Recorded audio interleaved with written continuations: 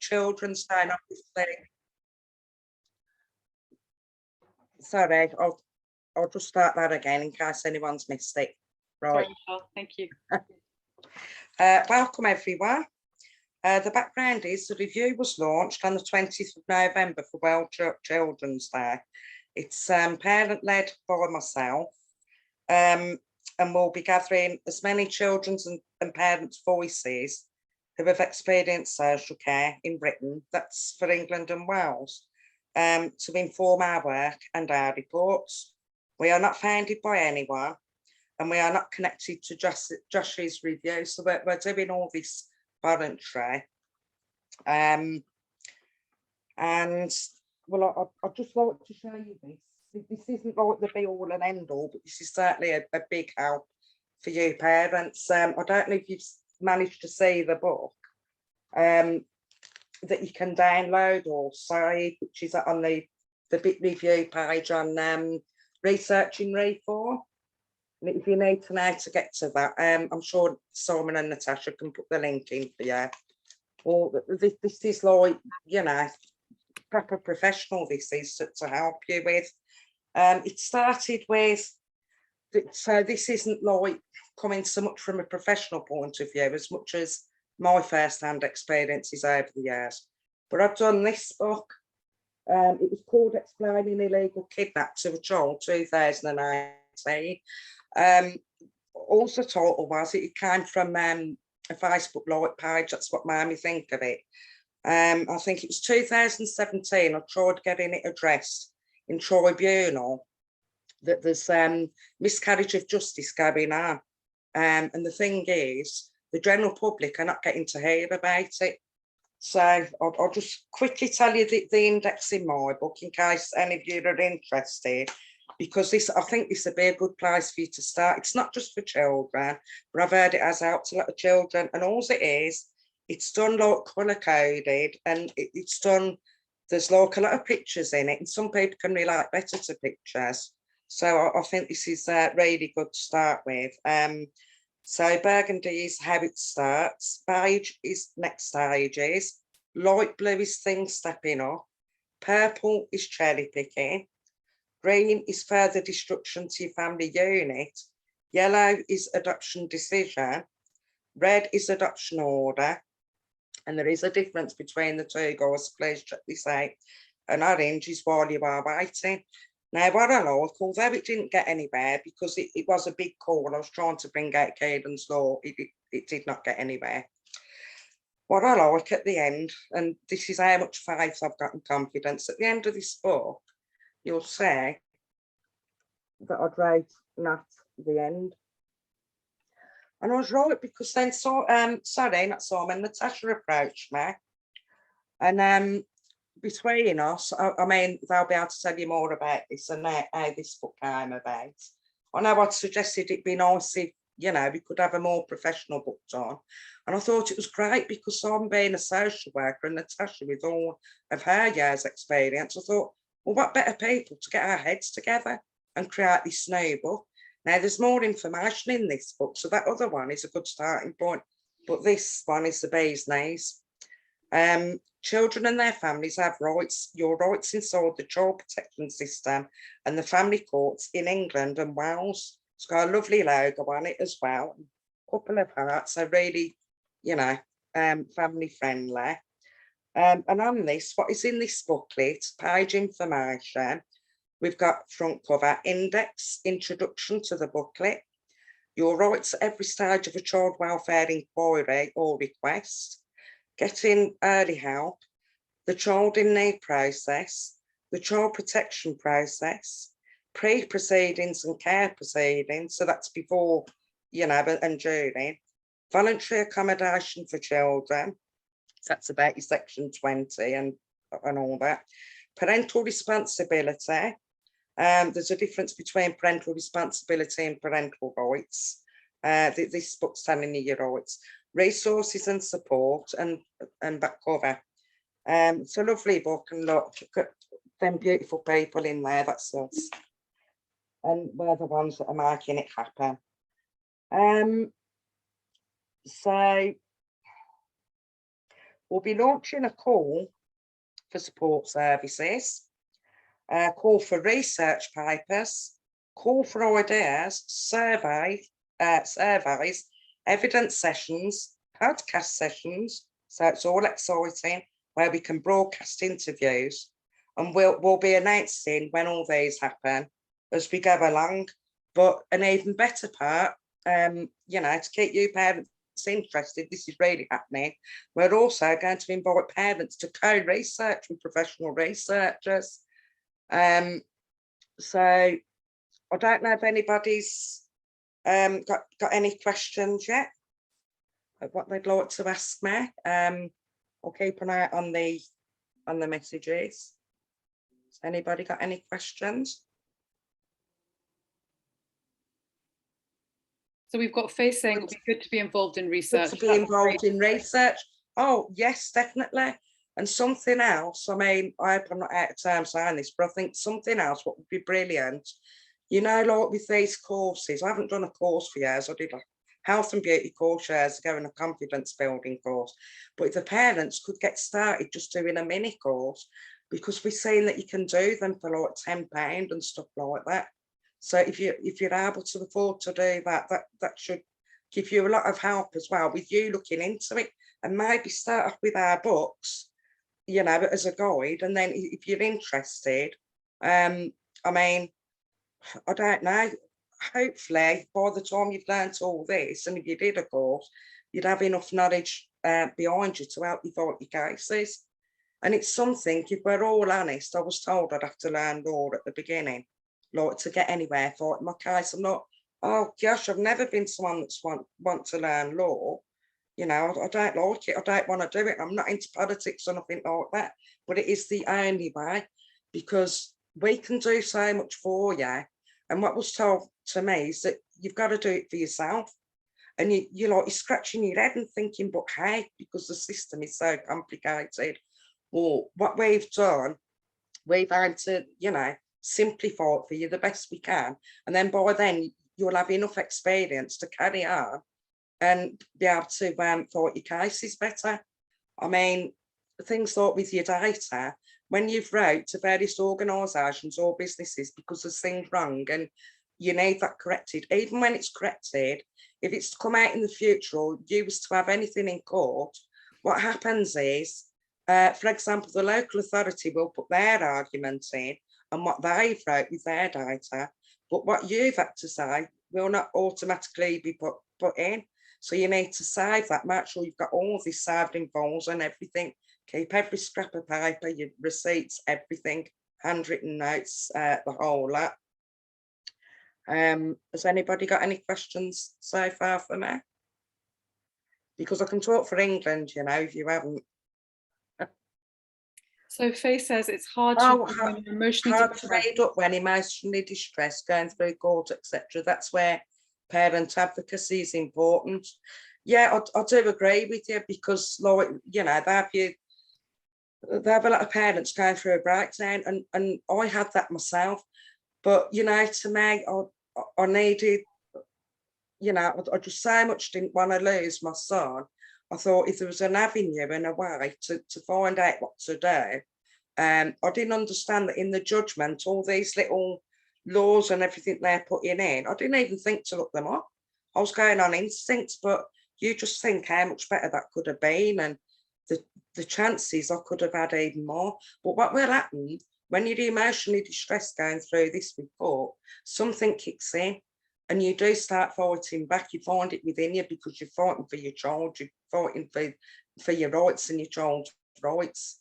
So it's like, you know, I don't think I really ever see a parent that they might say at times, oh, we give up, but then I see them get back on the feet. And that's where I think this book, the picture one, will help you, because when you're too exhausted to read, and then let that, you know, sort of sink in, absorb that, and then before you know it, you'll be going on to the red book, the one that we've done between us. But obviously it's not just about that, is it? Yeah, that's right. For a lot of vulnerable people do feel overwhelmed and unsupported. Not, I definitely felt like that. I definitely had all that, and when you're getting bullied as well by the services, that's where you are too. To be honest, right, if any of you ever need help or support, I mean, this review isn't so much about helping with cases, it's to get the system looked into where there's like serious procedural errors and things going wrong with policy and procedure. And we aim to have our voices heard. We deserve to have our voices heard. It's all about in the best interest of the child. As part of that, we come a part of that package, you know, we're their parents, we're a part of that. And also, sorry, Natasha. Sorry, Michelle, can I add something? Is that all right? Yeah, of course it is. I just wanted to add a couple of things onto what you were saying about support. So part of the review is that it's going to be a healing process, and we are actually taking emails from people who are asking for help with their cases. And as part of that process, as Michelle said earlier, we're going to be signposting you to organisations who are vetted by us in the first instance as offering compassionate, caring and professional support for you. And you can go and speak to them and they will help you, because we believe at the review that it's incredibly important that people who are going through this process aren't left out, and that what we're doing isn't just about the future, it's about the present, because we know that a lot of you are affected right now, and we know how awful that is and how traumatic that is. So we want to make sure that you have that immediate help. But as Michelle quite rightly pointed out, we're also going to be looking at the real problems inside the system, which get sidelined in other reviews, and putting children's voices and parents' voices at the heart of everything we do. So I hope that's okay for me to add, Michelle, and I'll definitely. No, I welcome it. Simon, is there anything you'd like to add at this point? No, I think it's a difficult one, isn't it? Because what we're looking for is bigger change. And Ange has just sent a comment. Yes. I do think we've got to reflect as a trio as to sort of what help we can offer Ange, I think. And I think that's probably about us. We're at the moment, aren't we, linking with other organisations, Natasha, that can help. But it's probably important to say to people like Andrew and Sophia that we're at the very early stages. Does that make sense? Sorry, can I just quickly intervene so that we don't get sort of stuck on data privacy breaches? But a lot of people are starting to ask about their personal cases. We can't discuss those on this Zoom conference this afternoon because of privacy regulations and reporting regulations. If you have concerns, you are very welcome to email us, and we will answer your queries and we'll help you to the best of our ability. But if we can just keep the questions to the review, we can answer those for you with pleasure. And I can see, so Michelle, we have a question for you from Sophia, who says, please may I ask what your plans are in the immediate future as part of your BIC review launching? In the immediate future, well, you know, the part I read out about with the research and everything, I can tell you a bit more actually, which might help. I have got some pointers right down there. So we're going to be inviting parents to co-research with professional researchers. Now, we understand that, you know, while you're at that low ebb and vulnerable, and, you know, there's loads of support out there on Facebook for you as well, with the other parents who's really going to understand what you've gone through. But it isn't just that. At the end of the review, we're going to provide a roadmap for councils to show them what works and how to implement it all using their budgets. But and we're going to do a full MOT of the current practices and policies to see which, if any, are evidence-based. But for the immediate help, I think that the best thing I can say is what we've already covered, which is if you email us, we will signpost you in the right direction. And if you get no joy, you can come back to us, as Natasha rightly says in the London Live interview that she did on TV. If you come back to us and you haven't had a very good experience of it and you think it's wrong, the way it's been dealt with, anything like that, come back to us and we'll help, you know, see what we can do there as well. So you've got us like a crutch really as well. It's mostly for the review, but we can signpost you in the right direction with your cases. So you've got another question from Ange, Michelle. She says, congratulations on the BIC review launching. It's very much needed. My question for the panel is, what kind of immediate help and support can BIC offer to children and families so our voices are heard? On that one, it's it's what I've just said, really. But what I do say is get involved, you know, help us to build up, because we're doing this for your benefits. With me, it's too late, but I've seen the damage, what happens when your child, I've seen from the other end, a lot of it can just seem words while you're going through it. And you're right, you're just stuck in this minefield and you don't know which direction you're going in. But when you see your children coming home and they've lost a parent, whether that be to natural causes or suicide, and then throughout like the court case or from your counsel or whoever's done it, Kafka's, whoever, there's all this information that's wrong and conflicting with these serious procedural errors. Then the child's coming home and then they're asking you questions and you're like, well, they've said that and the other one said that. So, you know, it's either that one or it's that one. But this is from my experience, what's happened. And I found it's very rare that a child will tell you when they've been in long-term foster care and reconciled properly with the parents or adoption, it's very rare that they'll say that things was matching up. Now, with me, from what I understand, my son had a good experience, and he told me that my experience and his other, well, alleged adopted parent experience was that our stories was matching. But even having said that, they really are going through severe mental health trauma, and some of it's for life, and things with conditions coming out late in life. Not all of them are diagnosed young. And I understand that the outcome for children like that is not very good. You know, and that's your child. So hopefully that will give you enough to help you to like fight this and get to learn your rights. So as this doesn't happen to you and you're not suffering a miscarriage of justice. And one of the things I want to say, I want to see miscarriage of justice addressed. I want it that there's going to be somewhere for the parents to go. Not that we're told there's no jurisdiction. You get 21 days to appeal, and you're finding out years later the discrepancies, the strong evidence that should have been in court that you wasn't allowed to have in court. And then when you're taking it back to court, it's like there's nothing to say, you're silenced. They're not looking at your evidence, or they're belittling your evidence.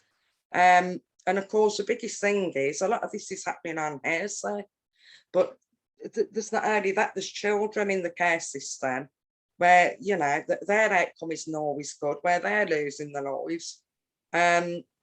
So we want a voice really for the parents, a big voice, and for the children, because who knows their children better than the parents?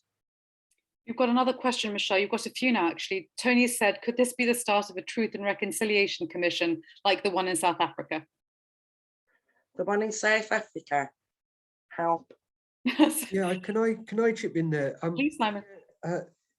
Tony, that's a conversation that we held, and in my mind, it's very much like the South Africa Commission, that as Natasha said, it needs to be about healing, and it needs to be about bringing all parties together to try and develop something that's fairer and more humane for everybody involved. So absolutely, we view it as a less conflict, don't we, Natasha and Michelle, and more about healing and trying to bring about longer term change so that families get a fair deal and a good deal of support, as opposed to what they're sometimes getting now. So Richard asks, will the review cover the areas of how families with autism or ADHD have been impacted? In other words, no support, just court. Hopefully, because that's something that my child's got, and I've seen how poorly he's been with that, very poorly. And in fact, the way all that got handled, I was the only one that recognised that he was suffering with his mental health. It didn't matter where I took him to get help. It wasn't being recognised by professionals, so it's such a relief in the end when it was. But I've ended up with my child not at home, and I believe things wasn't handled right. I was really prized up for the way that I was caring for my son and the ways that I was trying to help him. But it's when he went into a mental health hospital that support dropped off really, when I had 2 nurses appear on my door. And the other thing which will make you want to learn as well, you know, once you start getting stronger, My partner and I even had our place end at the door over all this. You know, our lives were really put in danger, and I'm still traumatised from that now. And I mean, I'm still numb from the case years ago. I'm still stuck back there. I need counselling, I've been told that, and I need counselling from when the armed police come out as well. But what it is with the armed police, I just think if there could have been some more information out there, like the fact that we was doing the right thing, asking the police for their help and support, which we was getting some of the time, but it wasn't like quite balanced enough at the end. With what we endured, and of course there was no arrest because nothing had happened. It was just because my son, through no fault of his own, was poorly, and I do blame the system and the way things have been handled for a lot of that. Richard's also asking, please will you give us guidance for the evidence gathering part of the review as to what kind of details or documents you will find helpful? The details now, that's something that we're going to be working on as we go along. And I don't know if you'd mind, Natasha, putting in where your page is for researching reform, but what I'd say, if you subscribe to researching reform, Natasha's very parent friendly. I've followed her for years. She's the only one I've properly followed and who I properly trust, to be honest, out of what I've seen so far. She really is there for the parents and children. And I know you're big on like with the mental health, aren't you, Natasha, as well? Yeah, and what I can do is we've got the BIC review website as well, and that's got the page with all the information about the kind of submissions we're looking for. So Richard, I'll pop that into the chat box as well for you. Do you want me to move on to the next question? Well, Michelle? yeah, I mean, I'm actually glad that's raised because that's something I've been interested in doing a course on myself, like to do mental health for the children. That's a good question. Thank you. Can So I Douglas, chip in, Michelle? Is that okay? Oh. I just thought it was a lovely point from you, Richard, and I think that's what we're looking for. That's what I said to both of you before the review. It'd be lovely to come out from this hour or however long we've got with some fresh ideas of what need to be looked into. So that's exactly the idea, isn't it? I guess, Michelle, of parents and families suggesting issues they're having and then us looking into those is how we see it working. Yeah, the more questions, the better, really, because you can help us to shape the review, really. You know, this is your chance to have your voices heard, and we will make sure that they get heard. We've got another insightful question from Douglas, actually, and we've had a discussion about this already, so I'm sure we'll have lots to say. But Douglas says, evidence-based is important, but the problem I've had is it depends on whose evidence is listened to. A lot of evidence out there is just ideological positioning, which for all the claims is not always to the benefit of the children. So, Michelle, do you want to go ahead and address that? Well, this is the sort of reason why we're doing this review. I mean, really, I'd say this is the most transparent review so far because you know that you've got me on your side. I've been through the system. I don't think there's been any other reviews like this. So, you know, I'll certainly be vouching and speaking up for you. We'll be leaving no stone unturned. We want any of this ugly truth, we want it uncovered and for things to be more fair and balanced, really. And may I add something, Michelle? Yeah. Thank you. So addressing the issue of what quality and kind of evidence, we're going to be very sensitive and alive to ensuring that the evidence that we get is not weighted with any particular sort of agenda or conflict of interest or personal interest from the organisations or individuals who send them in. We are going to be checking to make sure that the evidence is rigorous and that it is actually demonstrating effectiveness and not creating the illusion of effectiveness. That's very important for us. So we are aware to that. I hope that answers Douglas's question. Yeah, because that's happened so far already, hasn't it? So we really do want transparency.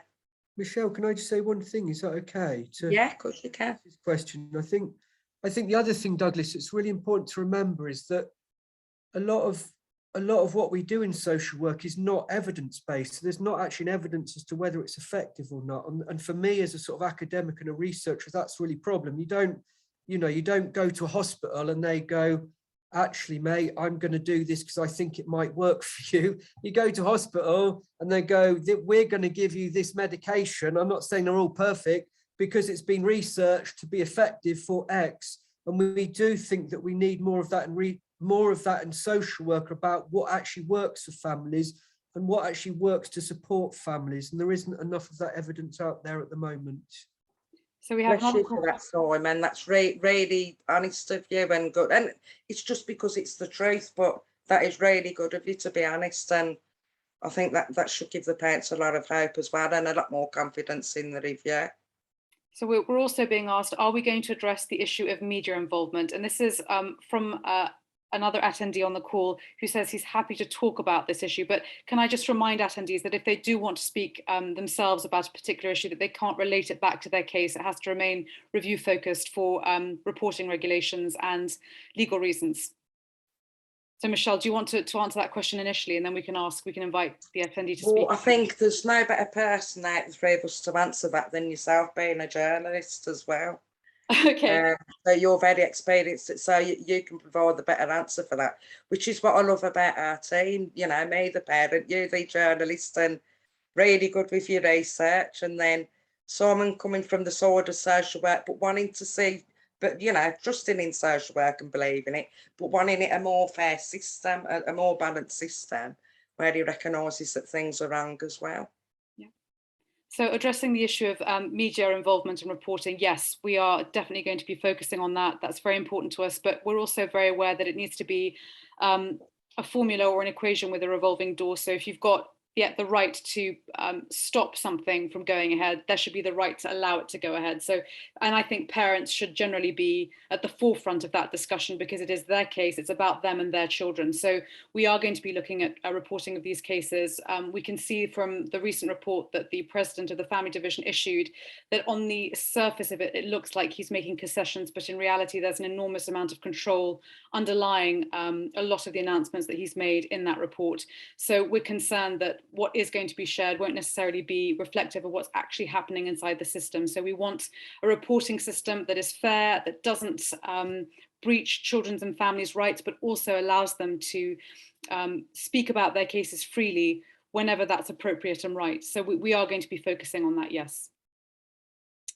We have another You've noticed I'm not like naming any names with my own case, because there's few restrictions on my case with things that I can't name. But if anybody needs, you know, help where I can't mention it, it can be answered in another sort of way to help you anyway, from the rest of our team, like with your own questions, that is. So there's a lovely one from Anne. Yeah. About will we be gathering evidence on the impact of the trauma of separation when children are removed from their families? I think that's a really important question. Yeah, I did start reading the start of that, and I thought this is a brilliant question as well, because that's something that I experienced. And the thing is, you can start off like you could ask for help with your one child, and you just want that help, you know, voluntary short term until you've got the help and support that you need. But as you know, that is not always forthcoming, is it? And I mean, because it's about transparency, I'll tell you what can happen is your social worker could go to another family member, and they could be speaking to that family member about you and not have your best interests at heart. I don't know so much as a family, but they won't have your best interests at heart, because they'll just think, you know, we'll do this and we'll get this child out of that house. And that's without any evidence looked into. You know, as I say, there's a lot of hearsay. There isn't always facts there. And I think that is a big one. And not only that, I don't think something that's recognised as well is for the child that's left at home, and those children get took or put with other families or wherever, and one child or the other, it can cause sibling rivalry really, and it can feel them, you know, cause them to feel absolutely heartbroken. Like the one might be getting more attention than the other, when in reality it's to help that particular child that's not in your care with your family member, or in foster care, wherever it is. But that's not the way children seeing it. But is this where the children are split up, being done fairly really? Is it right that they're moved miles away from home where they're more susceptible to getting hurt and being at risk from child trafficking, county lines, getting beat up by the staff. I mean, one of my children's had that, or getting harmed by the other children. There's just so much to look into, but yeah, that's a very interesting question. Thank you. Michelle, am I allowed to? I said I'd be quiet, but I'm speaking. No, I encourage you to speak, Simon. I just think that's really important, and I think what our view is, or certainly my view is, you know, we do need a system to safeguard some children. There are a small number of children who do need to go through that system, but we think far too many families are brought into the system and too many children are removed from their families where not enough options for support have been followed. It is inherently emotionally challenging for any child to be removed from their family, whatever the circumstances they've been removed from. And we would very much like that to be given prominence within any system that needs to work, because actually the outcomes after children are not great, and we're not convinced that that's always given enough consideration in the system as well. Your last point, is it consider and join a course of social work training? Well, I'm a social work academic. I certainly bang on about it all the time to my social work students, just like I bang on all the time they need to be political and look at disadvantages in society. But I couldn't tell you whether it was on all social work courses. But hopefully, if you are willing to be sort of put some information into the review, it'd be really good to take that one a bit further. I think that's fundamental. I'll leave it there. Thank you, Simon. Is there any more questions yet? So just going on about the issue, or speaking a little further about the issue of trauma and how the system affects children, the very short answer is yes, and we are going to be looking at the impact of that, because the entire review is going to be looking at children's social care through the eyes of the children that go through the system. They're our primary concern, and we know that parents are an incredibly important part of their network, so they're also very important. And we understand that mothers and their children have, you know, incredibly unique and important, significant bonds, and we are going to be taking all of that into consideration, because we know that the system as it stands, even in situations where there may be difficulties within the home, removing a child from a home is always, well, I would say the vast majority of the time, hugely traumatic for children. So we're really alive to that. That's a very big focus for us, and we will be looking at that. One of the things that I think Simon touched on was the fact that a lot of students will be going through courses where, if they're lucky, they'll have a lecturer in social work like Simon, who actually wants social work to be compassionate, humane and effective. And he will be telling his students that, you know, they need to be looking at these socio-political issues, they need to be considerate of social justice issues, and they need to be thinking about children's wishes and feelings and how the system impacts them. But the reality is, as Simon has told us many times, once these young social workers enter the system, the culture prevents them from actually taking that legacy forward and actually doing the best they can inside the system. So we are also going to be heavily focused on the culture inside the system, specifically looking at the culture, social aspects inside the system, the legal aspects inside the system, and social work practice. So when you combine all those things together, we're hoping we're going to get a really good global view of where things are going wrong and how we can put those things right. Can I just add there, Natasha? I think I always have to give a little glimmer of hope. There are, and I'm sorry, I hope this is accepted in the way I say it, but there are some examples there where it's not done that way. And I think that's what we're looking at as well, isn't it? There are some places in the UK where they are offering far more supportive ways of working. And actually, we think that the authorities, I'm guessing a lot of parents on the call here who haven't been as supportive, can learn from those areas of good practice as well. So we have a question from Faye, which says, why are parenting assessments so negative? Are social workers trained to see only the worst? She says this sets parents up to having to defend themselves rather than working on issues. I think that's exactly right. I believe that's what's going on. You know, there's good social workers out there, but if you get a bad one, it's the same as if you make a complaint, you'll get doubled down on. You know, the chances are that will be used against you somewhere along the lines. They won't admit it. It's supposed to be where you're not prejudiced against. It tells you that on the websites, when you go to make a complaint, you won't be prejudiced against for making your complaints. But I know that it's happening, and I know that you are, so I am hearing your voice there. But yeah, it's like the way my solicitor put it to me, if they're going to go after your child, they're not going to be putting the good things in about you. Now, really, I dispute what she said, because we've got the Children Act Section 1, the welfare of the child, which the court is meant to look into. And also, it can be seen as fraud if you have your social worker or your guardian, or, you know, that's looking at you as a family. It can be seen as fraud if that work is not done properly, and it can stop things like adoption going ahead at that point, because it's just seen as fraud if that work is not carried out properly, and like where there's not a fair and balanced review. So really, which one is it? Is it that the social worker just puts in like all the negative side, or, you know, anybody associated, Kafkas, whoever, or is it you know, the other way as well? Can I just add, I think Faye, social workers are trained to see the best in people. That's what they're trained to do. They're trained to look at people's strengths. I think we've got a very risk-averse system that looks at risk and sort of sometimes runs away from that too much. And I think there's a lot of fear in the system, perhaps not just for parents, but for social workers themselves, of getting it wrong.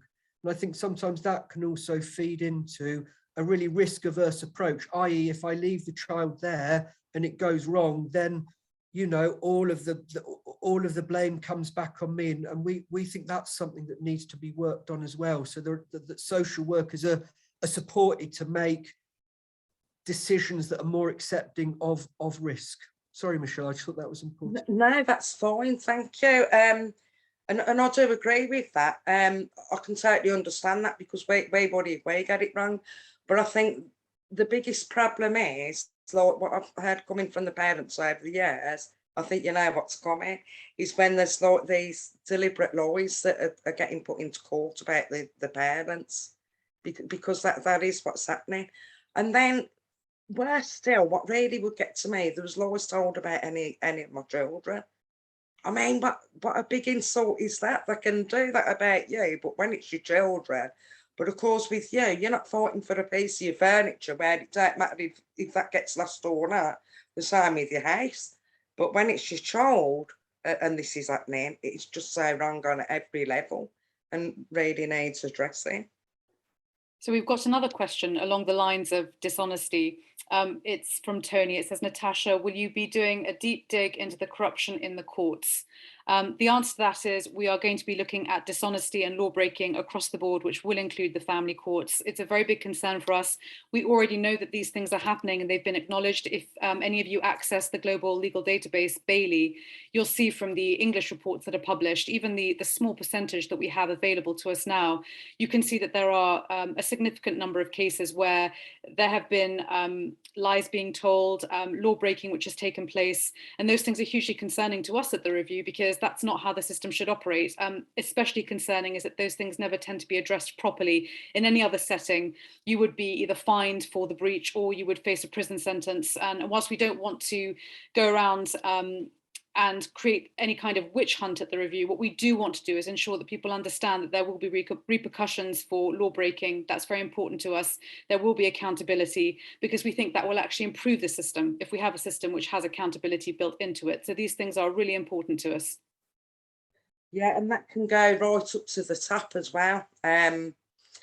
Obviously, I'm not going to mention any names, but it can go right up to the top, and then it's like I say, there's promotion for bad behaviour. We need to see all that stuff.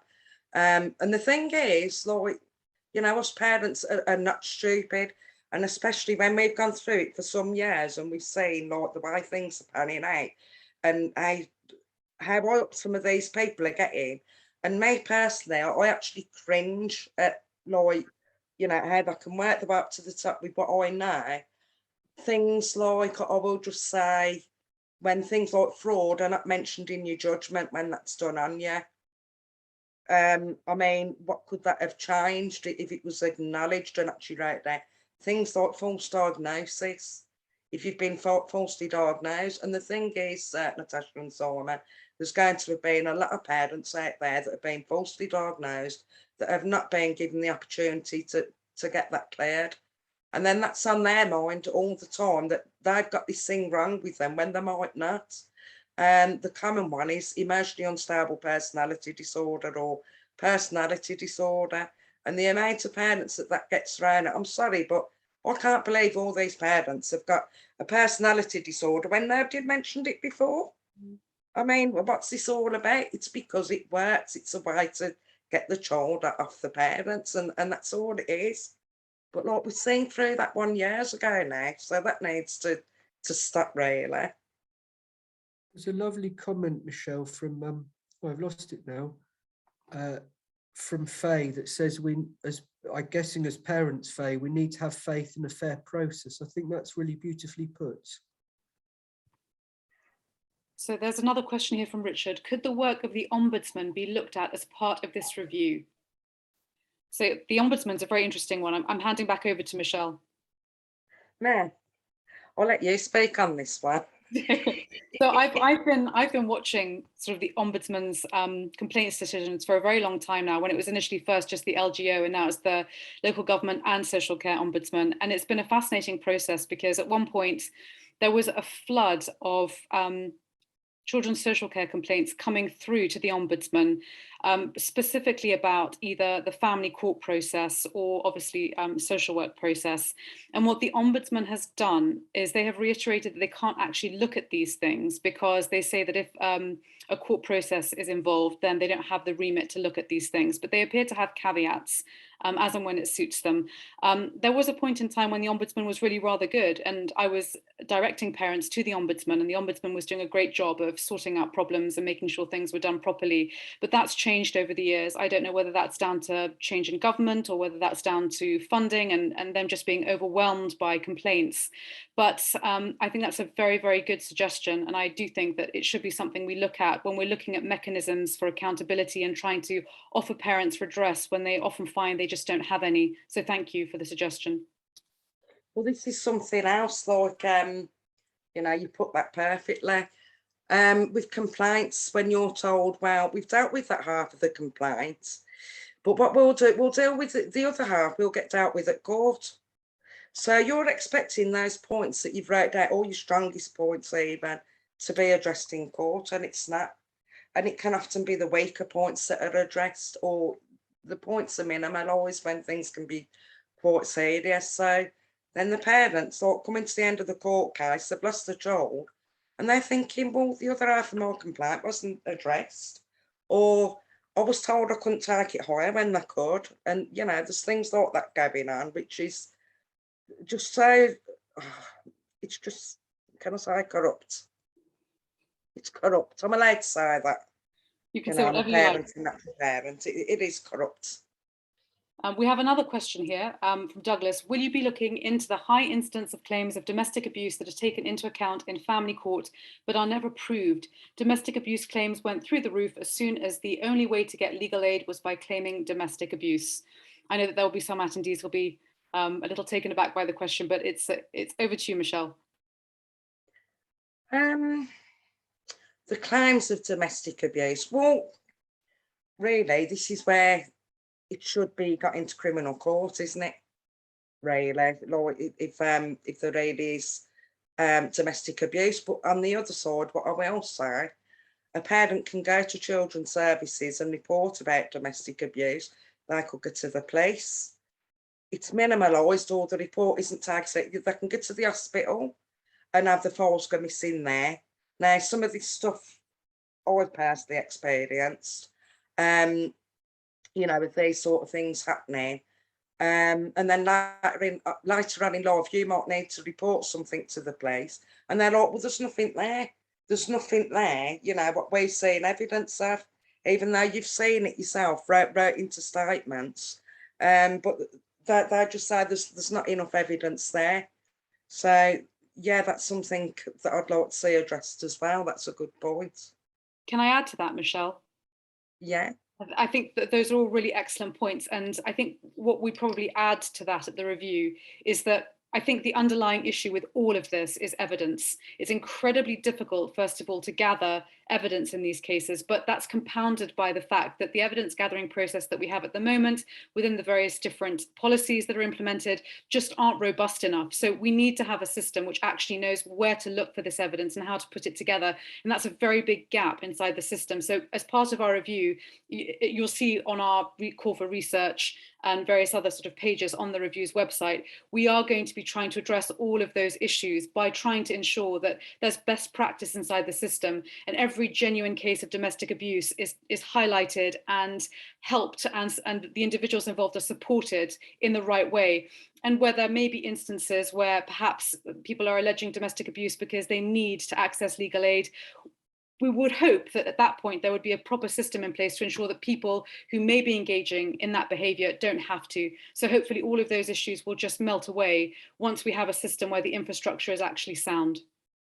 But there was plenty of parents as well before that who was, you know, saying they've been through domestic abuse, who was already getting legal aid. So, you know. Michelle, because there was a point from Anne which was quite the opposite, and I think it's important to balance that, isn't it? Because I think what Anne's saying, and I get this right, Anne, is that sometimes mothers can also be blamed by the system for enduring domestic abuse and be further punished by a system for enduring abuse. And that to me, particularly as a man in a patriarchal society, that's deeply wrong as well. So that's something we'd also like to address. So I think both Douglas's and Anne's points, so although they seem polar opposite, actually both need to be addressed as part of a review of the system. Thank you. Yeah, I mean, it's so, you know, really wrong, morally wrong and everything to accuse somebody if it's not true. The truth comes out in the end, but on the other side, you know, if things have happened, it does need addressing. I personally had the things I said used against me. Some things that can be quite personal or very sensitive to you, but it can be worded and turned around in such a way, it just makes you feel absolutely awful. I can't really go into too much, it's quite a personal thing, but what I will say is I've suffered all forms of abuse in the past, all forms.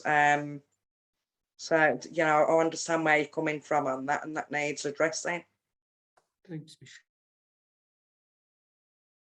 We've got a couple of minutes left. Are there any other questions? Let me look to see.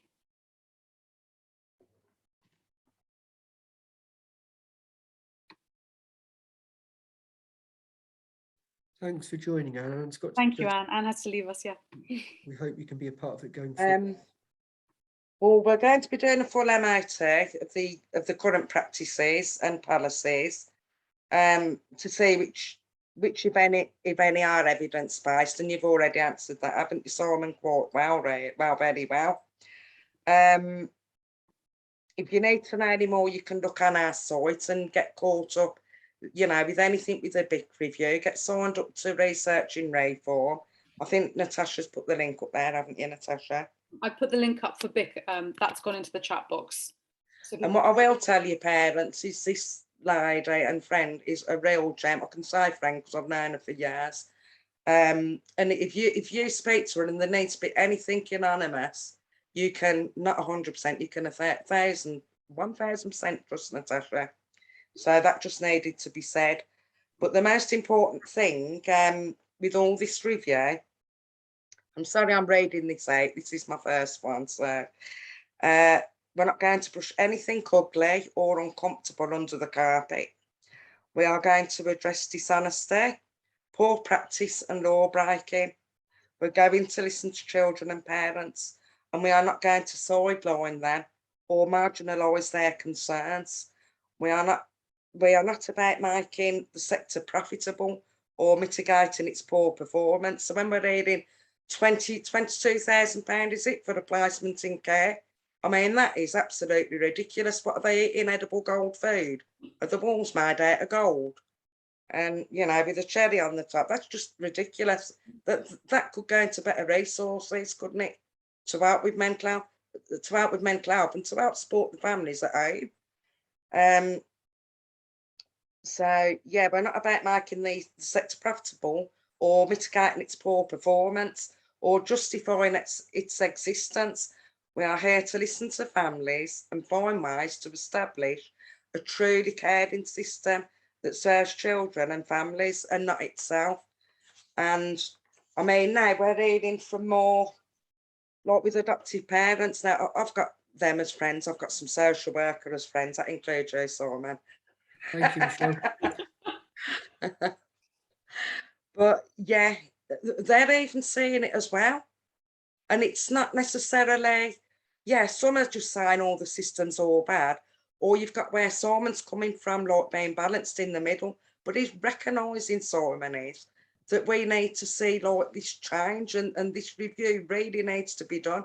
We're recognising it. So, you know, I take my hat off to the two of you, to the three of us. And, you know, we deserve this to help these parents. Who else is going to help them other than themselves? And nobody's listening to them. So let us be your voice. Can I just say, there's a great point there from Faye. I can't put it as stealing from the poor to give to the rich, Faye, but the evidence is very clear that child protection gets involved in, you know, in more deprived, poor areas at far higher rates than in more affluent areas. And we as the review see that as a big problem. Again, there's been a you know, a criticism of social work of policing the poor from its start sort of 200 years ago. And we would like for social work to move away from that to a much fairer system. Sorry to bring it up, Michelle. I thought that was a lovely point from No, Faye. that's fine. I'm just typing away while You you're tell me off talking. after the meeting or something like that. Of course I won't. I only did that at the beginning because, you know, it's getting that trust built up. Now I can trust you, so.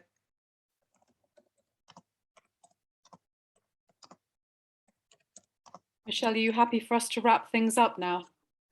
The only thing I was going to ask, if parents want to see this go out public, first of all, will the message bar be left on? I'm not saying there's anything wrong with it, but it's just something I'd like to know. No, we'll have to check. I'll check when we close the call. I'll check the recording. Yeah. Hopefully the messaging bar won't be up. Are you recording down your end as well? No. Oh, okay. So we'll have to.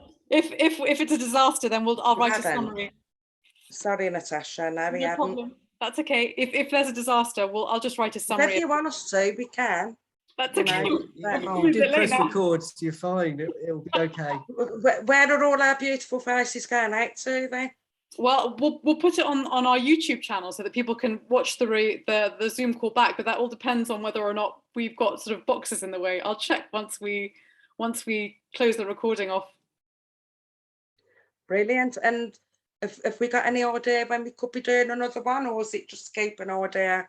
Well, we'll definitely have another one. I think we had one penciled in tentatively, didn't we, Michelle and Simon? I can't remember the date of it now, though. I apologise. I can't. I'm rubbish at dates. It's okay. We'll let people know. We'll let people know online. People are just saying thank you.